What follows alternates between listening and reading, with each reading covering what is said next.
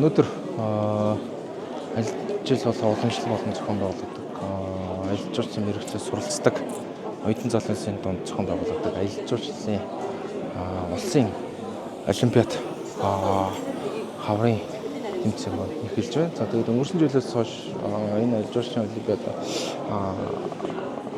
жилд 2 удаа зохион байгуулагддаг болж байгаа. Хавар намар гэдэг.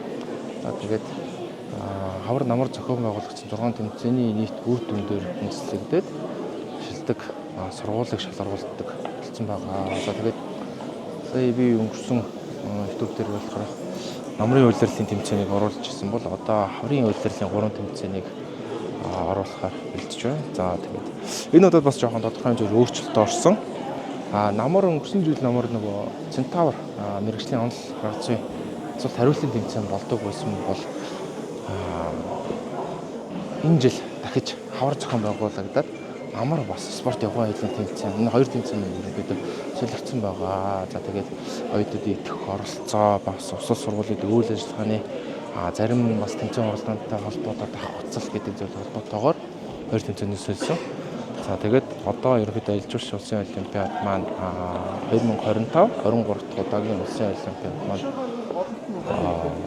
өдөө аж ахуйн сургууль дээр Хатан тоглолт театрт Центавр тэмцээнээр хэлж байна.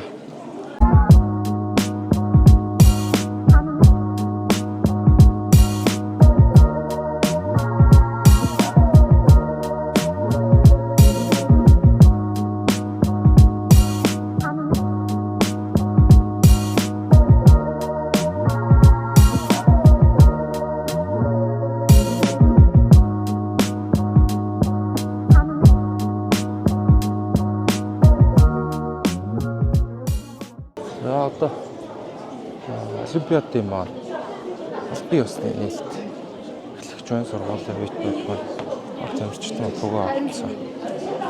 Нийслэл бэлэн болж байна. Энэ сайхан өдөр хорон цугларсан Монголын аялал жуулчлалын салбарын ирээдүй болсон оюутан залуучууд та бүхэндээ энэ сайхан өдрийн мэндийг хүргье. Мөн Монголын аялал жуулчлалын залуу ирээдүй ховчвэ дэмжин оролцож буй өнөөдөр хүрэлцэн ирсэн нийт хүнд зочид багш нар та бүхэндээ мөн өнөөдрийн мэндийг өргөн дэвшүүлж байна.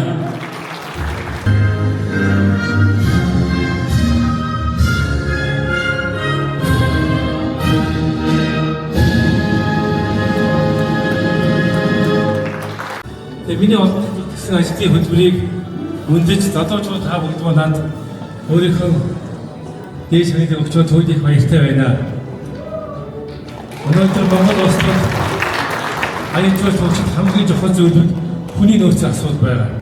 Тэр үнд итгэл дадлага 2025-ын хүрэг ивент гэж гол гаруун сар аялал жуулчлалын баазын үйл ажиллагаа хариуцсан захирал мөнх цэцэг таныг хамтын ажиллагааны санамж гарын үсэг зурнуу хэмээн тайлбар өрж байна.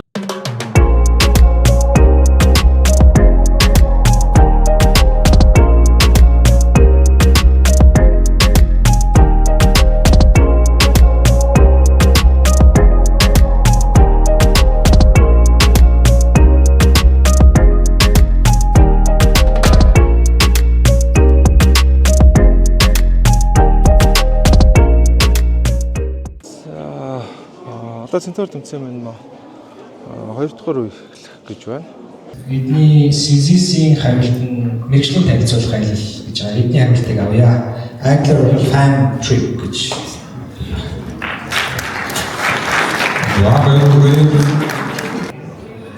Заалан Батар гарч ирсэн. 2023 оны 12 сарын 7. За, танай байна.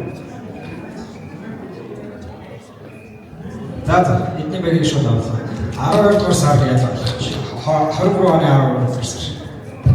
За манай баг 2 дахь асуултанда гол санаа авлаа. За, Улаанбаатарын хариултыг авъя. За манай 3 асуултаас 2 асуултанд хариуллаа. За тэмцээний маань 3 дахь үе хийсэн байна. За мөн 2 баг гарч ирээд багийн 5 гишүүн тус бүр 5 1 зураг аваад тухайн газрынхаа нэрийг бичээд за одоо ингээ 2 талд байгаа Монгол улсын газрын зураг дээр хатгаж байршуулж цэгийг нь алах байгаа. одоо хүмүүжлийн ухааны их сургууль, соёл урлагийн их сургууль гэсэн байна. Зөө. Олимпиадын тэмцээн, Центавр тэмцээн. Өндөрлж байна. За одоо шүүгч нар оноогоо нэгтгэж байна. За өнөөдөр энэ 23 дахь удаагийн Гранд Тур тэмцээнд маань Центавр тэмцээнд маань 19 ихтэй сургуулиудын 29 баг оролцсноос эхний 3 үе шатны нийлбэр оноогоор сүүлийн 4-р үе шатанд 11 баг шалгараад за тэр багуудаа 4-р үе шатанд даалгавар хийж гүйцэтгэлээ. За одоо шүүгчнэр нэгдсэн дөнгө нэгтгэхэд за энийг хэдхэн минутын дараа танилцуулах чинь. За тэгээд энэ удаад манай Улаанбаатар их сургуулиас 2 баг оролцсон боловч хяналтаагаар 4-р шатанд тэнцэж чадсангүй. Тэгэхдээ манай оюутнууд нэлээд хичээлээ. За тэгээд дараа жилд бас Центавр тэмцээнд илүү сайн оюутнуудаа бэлдэж оруулах гэсэн бас бодолтой байна. За шүүгчнүүд дөнгөө гарч ирсэн бол та. Нэгдүгээр байранд орсон багийг эхлээд танилцуулъя. За нэгдүгээр байранд Гандигийн 2-р баг 25.5 оноогоор нэгдүгээр байранд орсон байна. За 2-р байранд Гандигийн 1-р баг орсон байна. 25 оноо. 3-р байранд Ангадын сургуулийн баг 24.5 оноор орсон байна. The next day. Олимпиадын 2 өдөр 2 тэмцээн байна. Зэрэг болж дуусаад энэ олимпиад, улсын олимпиад минь хаврын улирлын тэмцээн маань өндөрлөх байгаа. За тэгээд одоо их засаг дээр очиж тэмцээний хэргийн тойронд юу болж байна гэдэг зүйлийг сонирхож байгаа.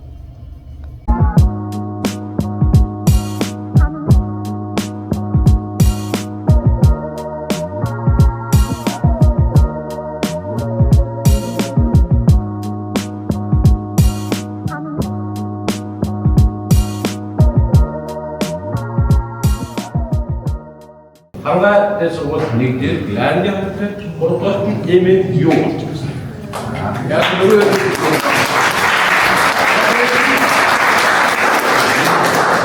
нэг зүйл байгаа. Яг танаар компьютертэй тоглоогүй. Яг энэ сууж 3 бол бидний өөрсдөө суучраас энэ хүмүүс өөрийн бодол сэтгэхүйтэй өөр учраас тэр боломжийг бүгд таамаг бүр маань чөлөөд сонголт тийм. Юм учраас яг ийм мундаг оюутнууд Монголын айлч улсын салбарыг авч явчихад багш нар Солонгос хэлдэгс маш их баяртай байна. Яг таамагтай бүгдөө баярлалаа. За ээлж улсын олимпиадын хаврын улирлын тэмцээн маань 2 өдөр хүргэлжиж байна. За өнөөдөр 2 тэмцээн болж хаврын улирлын тэмцээн маань дуусна. За эхний тэмцээн маань сая 8 цагаас их засаг сургууль дээр болж өндөрлөө. Сэзийн буюу бизнес агуулгын тэмцээн. За одоо их засаг сургуулийн эвэн зааланд инфографик буюу контент бүтээх тэмцээн маань болох ч байна. За тус тэмцээнд 17 их сургуулийн 28 баг оролцсоноос 12 баг 2-р шатанд шалгарч үлдсэн байгаа. За тэгээд тус тэмцээнд оролцсон багуудын контент буюу инфографик, видео контентыг засаг сургууль шүүгч нар маань оюутнуудаас тайлбар аваад за тэгээд 1 2 3 дугаар байр үүдээ зарлах байгаа. За одоо энэ сургуулиудын оюутнуудын хийсэн бүтээлүүд ингээд тавигдчих чинь инфографик. За энэ жилийн сэдэв маань Tourism and Sustainable Transformation буюу тогтвортой хөгжлийн өөрчлөлт, аялал жуулчлал гэсэн сэдвийн оюутнууд судалгаа хийгээд хийсэн судалгааныхаа өв дүнг инфографик хийж бүтээсэн байгаа оюутнуудын бүтээл. За дээрэс нь мөн 2 минут хүртэлх историк рилийг бас бүтээж өгсөн байгаа. За ингээд оюутнуудын бүтээлийг сонирхож байна.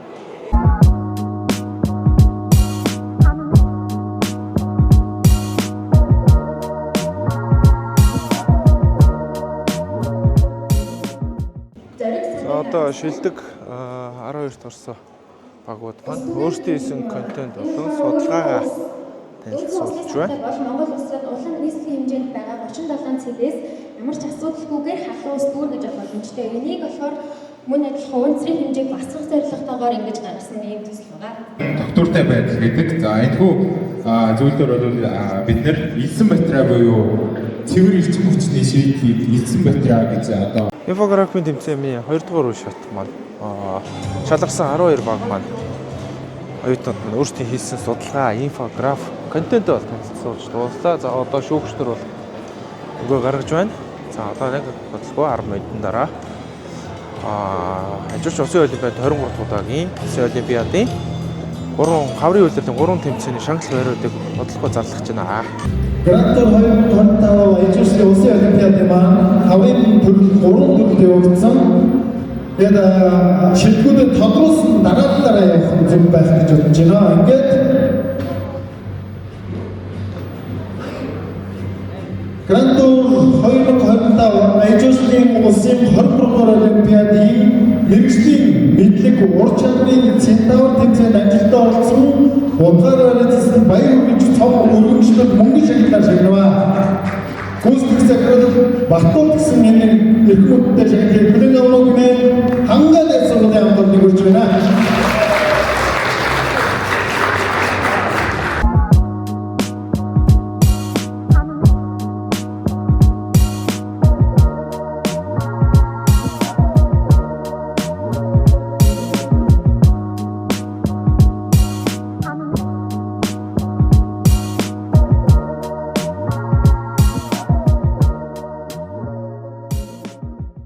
За нэг өргөмжлөлийг сүүлийн хувьчраас өргөмжлөлийг бүгдээр нь уншиж өгье.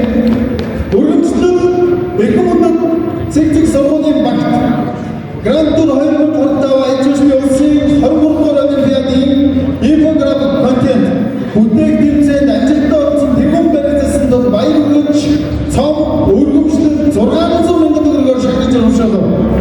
Гүйцэтгэх захирал Баттул ерөнхий мэдээлэгч Монголиа Tourism Group Монгол хов Event Tour Destination Management компани гэсэн энэ хүмүүсттэй өргөмжлөлийн эзнээр олон улсын Улаанбаатар их сургууль орсныг таамаглалаа. Бахархалтайгаар залгаж байгаа гэнэ амаа.